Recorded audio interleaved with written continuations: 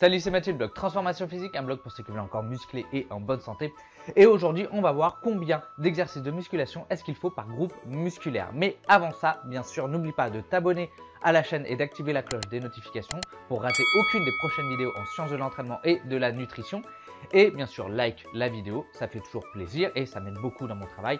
Tu peux aussi aller dans la description, télécharger un e-book sur la prise de muscle et la perte de poids avec un programme de musculation et un calculateur de taux de masse grasse. Et tu as aussi un e-book sur un programme à faire à la maison. Allez, c'est parti!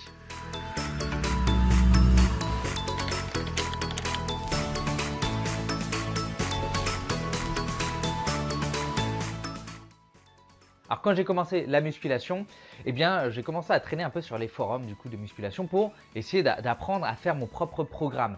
Et une question qui revient souvent sur les forums, c'est combien d'exercices est-ce qu'il faut faire pour les pecs, pour le dos, pour les jambes, etc. etc. Et là, tu as plusieurs clans en fait qui se forment, tu as deux clans. Tu as ceux qui sont adeptes des 5-6 exercices mélangés, des polyarticulaires, des exercices d'isolation pour vraiment stimuler chaque fibre en profondeur et n'oublier aucune fibre musculaire. Et après, tu as le clan de ceux qui ne jurent que par le squat, le deadlift et le développé couché et qui pensent que ça suffit pour faire une masse musculaire hors norme. Donc déjà, la première chose à se demander, c'est s'il y a vraiment un intérêt à varier les exercices parce que s'il n'y en a pas, il n'y a plus de questions à se poser et plus besoin de se prendre la tête à choisir différents exercices par groupe musculaire. Un muscle, c'est un ensemble de fibres musculaires. Bon, jusque-là, je ne t'apprends pas grand-chose. Mais en fait, un signal électrique est envoyé via un motoneurone pour contracter ces fibres musculaires. Chaque motoneurone innerve un faisceau de fibres musculaires. Et du coup, c'est ce qu'on appelle une unité motrice. Plus tu vas être capable de recruter d'unités motrices et plus tu vas pouvoir produire de la force. Donc ça nécessite, ça sous-entend qu'il y a quand même une certaine indépendance entre les unités motrices. C'est-à-dire que tu vas pouvoir activer certaines unités motrices et beaucoup moins d'autres, voire pas du tout. Du coup, cette indépendance de recrutement, elle se fait entre les fibres musculaires, mais elle se fait aussi dans les différentes régions d'un même muscle. Du coup, on va avoir en fait des différences d'activation entre la région distale et la région proximale d'un muscle. Alors proximal, ça signifie proche, donc globalement c'est proche du tronc, et distal, ça signifie en fait c'est distant, distant du tronc. Grosso modo, c'est les deux extrémités d'un muscle. Du coup, certains exercices vont solliciter plus la partie proximale d'un muscle et d'autres exercices vont plutôt solliciter, accentuer le recrutement de la partie distale. Donc là, on voit déjà qu'il pourrait y avoir un intérêt à varier les exercices pour être sûr de développer un muscle dans son ensemble. Sauf qu'en plus de ça, il faut prendre aussi en compte le fait que un groupe musculaire, c'est pas un seul muscle, c'est différents chefs, différents muscles. Et ces différents muscles, même s'ils peuvent parfois avoir des fonctions assez proches, eh bien leurs insertions sont quand même différentes et donc leurs fonctions ne sont pas identiques. Et fatalement, il y a donc une différence de recrutement suivant les exercices qu'on choisit. Tu as notamment une étude qui a montré que le biceps fémoral était moins recruté que le semi-tendineux sur des kettlebell swing ou du Romanian deadlift. Par contre, c'est l'inverse pour le leg curl et l'extension de hanche. Mais tu as aussi certains groupes musculaires où les différents muscles ont des fonctions totalement différentes, voire opposées. On va prendre l'exemple des trapèzes. Les trapèzes, tu as le haut des trapèzes, le milieu et le bas des trapèzes. Et si tu veux, le haut, il sert à faire une élévation scapulaire, tu vois. Quand tu vas avoir le bas qui va servir à une dépression scapulaire. Donc, on a vraiment deux mouvements qui sont totalement opposés. Et là, impossible d'utiliser un seul et même exercice pour développer l'ensemble des trapèzes. Et c'est notamment pour ces raisons que tu as certains pratiquants qui abusent de la variété d'exercices pour être sûr de vraiment recruter toutes les fibres musculaires. Mais ça ne sert à rien d'aller dans l'excès. Tu as notamment une étude de 2014 qui a essayé de comparer à volume égal plusieurs protocoles de musculation sur les jambes et surtout l'impact sur la croissance musculaire des quadriceps entre un programme avec que des squats et un programme où il y avait une variation d'exercices. Donc il y avait des squats, du deadlift, de la presse à cuisse et des fentes. Les deux groupes ont vu une croissance musculaire similaire au niveau des quadriceps. Par contre, le groupe qui faisait du squat n'a pas vu une croissance significative du droit fémoral ni du vaste médial. Et le deuxième groupe, qui avait une variété d'exercices, a vu son 1RM au squat évoluer plus fortement que le premier groupe. On peut donc supposer qu'il est intéressant d'avoir une certaine variété dans les exercices pour développer un groupe musculaire, mais sans aller dans l'excès, vu qu'il n'apporte pas une croissance musculaire bien supérieure à n'avoir qu'un seul exercice. Alors du coup, maintenant qu'on sait qu'il faut varier les exercices, eh bien, combien d'exercices est-ce qu'il faut faire par groupe musculaire? Alors chaque groupe musculaire a ses propres spécificités et il est important de connaître ces spécificités pour être sûr de recruter au mieux chaque muscle du groupe musculaire.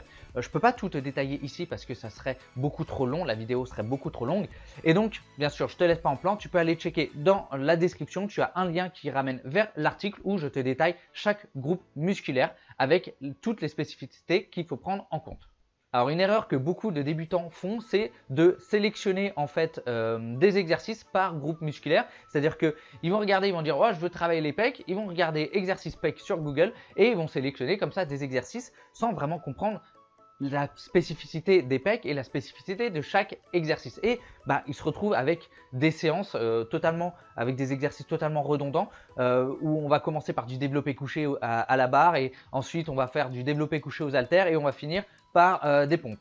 Et finalement, le mouvement est exactement le même et c'est exactement finalement la même chose. En réalité, il faut que tu fasses l'inverse, c'est-à-dire qu'il faut que tu regardes ton groupe musculaire, que tu comprennes les insertions, le sens des fibres et la fonction en fait de ton muscle. Et à partir de là, tu vas pouvoir sélectionner les exercices qui sont le plus appropriés pour bien recruter l'ensemble de ton groupe musculaire. Alors même s'il dépend de la spécificité de chaque groupe musculaire, la variété des exercices va dépendre aussi du volume de travail qui lui-même dépend du niveau du pratiquant. Un débutant n'aura aucun intérêt à s'entraîner comme un intermédiaire ou un avancé.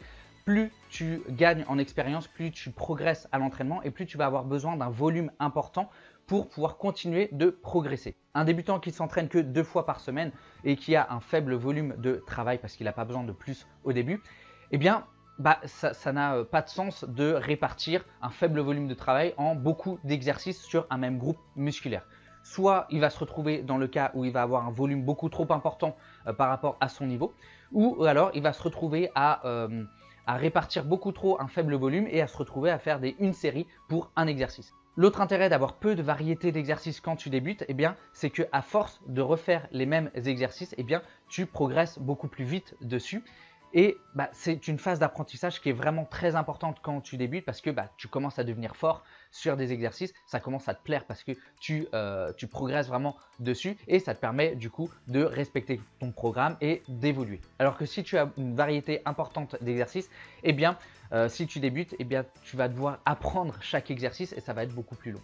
Donc en fait, c'est au fur et à mesure de ta progression que tu vas pouvoir rajouter du volume d'entraînement et donc avec ce volume, tu vas rajouter ensuite des exercices pour vraiment varier et essayer de recruter au maximum toutes les fibres musculaires de chaque groupe musculaire.